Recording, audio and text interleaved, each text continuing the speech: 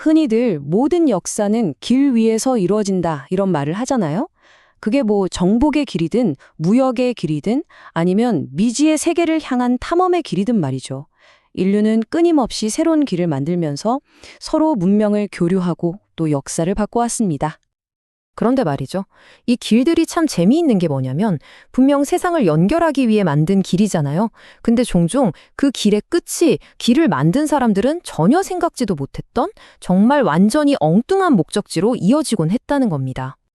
자, 바로 이 지점에서 오늘의 이야기가 시작됩니다. 만약 그 목적지가 처음부터 의도했던 곳이 아니었다면 어땠을까요? 인류가 만들어낸 이 위대한 길들이 말이죠.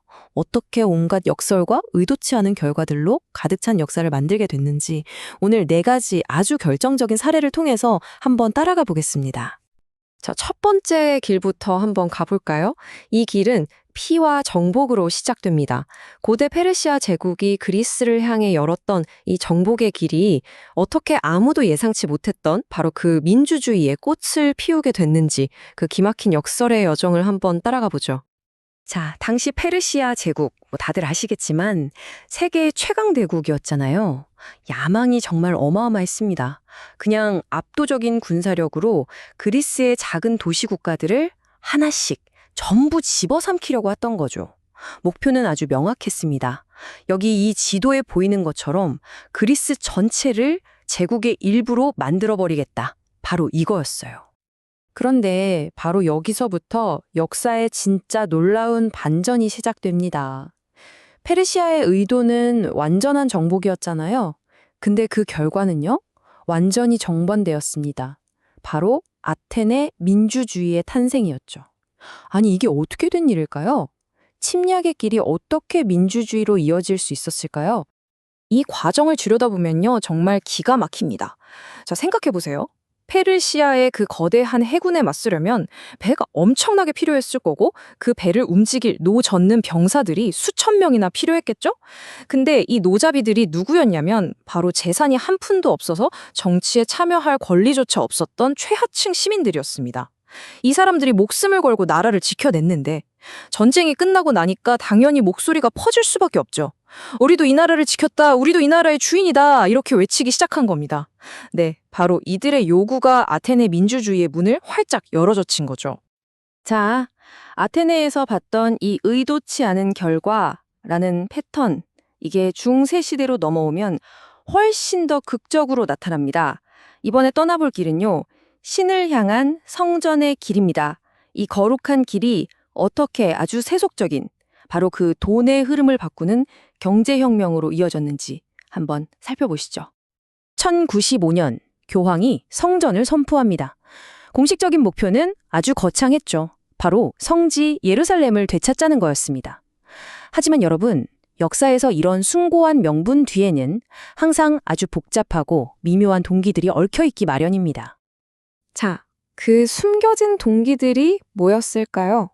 우선 교황은요, 이 기회에 동방과 서방 교회를 자기 권위 아래 싹 통일하고 싶었어요. 왕과 기사들은 어땠을까요? 당연히 새로운 땅, 새로운 지위, 그리고 어마어마한 전리품을 원했죠. 그리고 이 모든 상황에서 돈 냄새를 기가 막히게 맡은 사람들이 있었습니다. 바로 상인들이었죠. 그렇게 200년 동안이나 전쟁을 치렀는데 결과는 어땠을까요? 한마디로 처참했습니다. 교황의 권위는 땅에 떨어졌고요. 전쟁에 나섰던 수많은 봉건 영주들은 목숨을 잃거나 재산을 탕진해서 힘이 쪽 빠져버렸죠. 결국 신을 위한 전쟁이라는 그 거창한 명분은 완전히 실패로 돌아간 겁니다. 하지만 말이죠. 모두가 실패한 이 폐허 속에서 웃고 있는 사람들이 있었습니다. 전혀 예상치 못한 승자였죠. 바로 베네치아, 제노바 같은 이탈리아의 상인들이었습니다. 십자군 덕분에 동방으로 가는 교역길이 활짝 열렸거든요. 그 길을 따라서 그들의 금고는 어마어마한 부로 채워지기 시작한 겁니다. 이거야말로 정말 놀라운 역설 아닌가요? 신앙을 위해 떠났던 그 길을 잃어버렸는데 대신 상업의 길, 즉 돈의 길을 찾아낸 겁니다. 결국 실패한 성전이 의도치 않게 봉건제를 무너뜨리고 르네상스의 자금줄이 된 자본주의의 토대를 마련해버린 거죠. 종교적 열정이 만든 길이 결국 돈의 시대를 열어젖힌 셈입니다.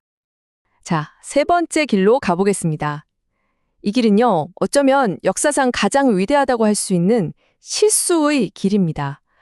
한 탐험가의 어마어마한 착각이 어떻게 전 세계 지도를 다시 그리고 경제의 판도 자체를 완전히 뒤바꿔 놨는지 한번 따라가 보시죠. 콜럼버스가 왜 서쪽으로 갔을까요? 동기는 아주 명확했습니다. 인도로 가는 더 빠른 길을 찾겠다. 바로 이거였죠. 금과 향신료가 가득한 아시아로 가는 지름길을 열고 싶었던 겁니다. 근데 문제는 그의 이 위대한 항해가 지구 크기를 완전히 잘못 계산한 아주 근본적인 착각에서 시작됐다는 거죠. 이 착각이 어느 정도였냐면요. 콜럼버스는 1492년에 바하마에 딱 도착하고 나서 죽을 때까지 자기가 아시아의 어딘가에 왔다고 굳게 믿었습니다. 평생을요. 그곳이 아시아가 아니라 완전히 새로운 대륙, 즉 신세계라는 건 나중에 아메리고 베스푸치 같은 탐험가들이 와서야 밝혀졌죠. 자, 그런데 이 실수가 가져온 경제적 파급력은 정말 상상을 초월했습니다. 신세계에서 어마어마한 양의 은이 그야말로 본물 터지듯 유럽으로 쏟아져 들어왔거든요. 그 결과 유럽에서는 가격혁명이라고 불리는 극심한 인플레이션이 발생했고, 이건 낡은 봉건 경제의 뿌리를 그냥 통째로 흔들어 버렸습니다. 이건 그냥 물가가 좀 올랐다 이런 차원의 얘기가 아닙니다. 세계 경제의 중심, 그 판 자체가 지중해에서 대서양으로 완전히 옮겨가 버린 거예요. 토지를 기반으로 한 봉건 영주들의 시대가 저물고 자본을 가진 상인과 국가가 힘을 얻는 새로운 시대가 열린 거죠. 놀랍게도 이 모든 게 한 사람의 거대한 착각에서 시작됐다는 겁니다. 자, 이제 마지막 네 번째 길입니다. 이번에는 번영을 꿈꾸며 노려했던 길이 어떻게 전 세계를 끔찍한 전쟁의 길로 이끌었는지 가장 현대적인 사례를 한번 살펴보겠습니다. 자, 시대적 배경을 좀 보면요. 당시 세계의 패권은 영국이 쥐고 있었죠. 이집트 카이로, 남아공 케이프타운, 인도 캘커타를 잇는 이른바 3C 정책으로 세계를 지배하고 있었습니다. 그런데 제국주의 경쟁에 좀 늦게 뛰어든 독일이 야심찬 계획을 내놓습니다. 베를린, 비잔티움, 그리고 바그다드를 철도로 잇는 3B 정책. 이건 그냥 영국한테 정면으로 도전장을 내민 거나 마찬가지였어요. 이때부터 모든 게 도미노처럼 착착 무너지기 시작합니다.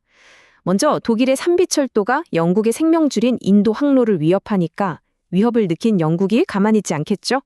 프랑스, 러시아랑 손을 잡고 독일을 포위해버립니다. 그러자 유럽은 삼국동맹 대 삼국협상, 이 두 개의 거대한 진영으로 딱 나뉘어서 서로 으르렁대기 시작했죠.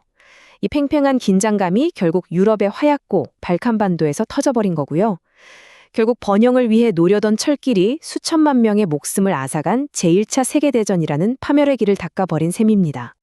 자, 이렇게 네 가지 길을 따라와 봤습니다.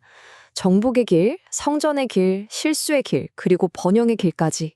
이 이야기들이 우리에게 공통적으로 말해주는 건 대체 뭘까요?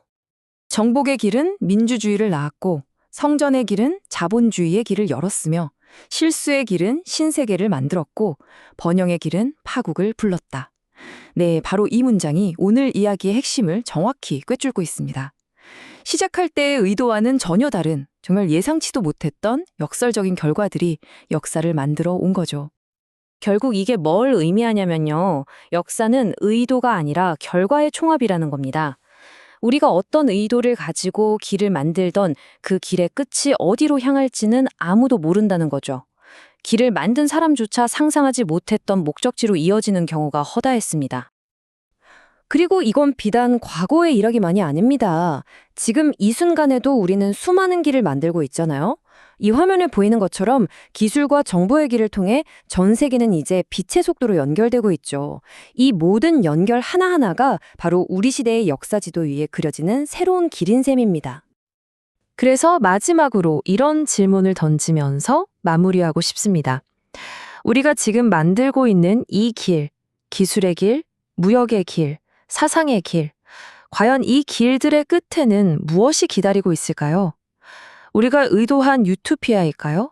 아니면 또 다른 전혀 예상치 못한 역설적인 결과일까요? 역사는 우리에게 그 길의 끝을 항상 경계하고 또 성찰하라고 조용히 말해주고 있는 것 같습니다.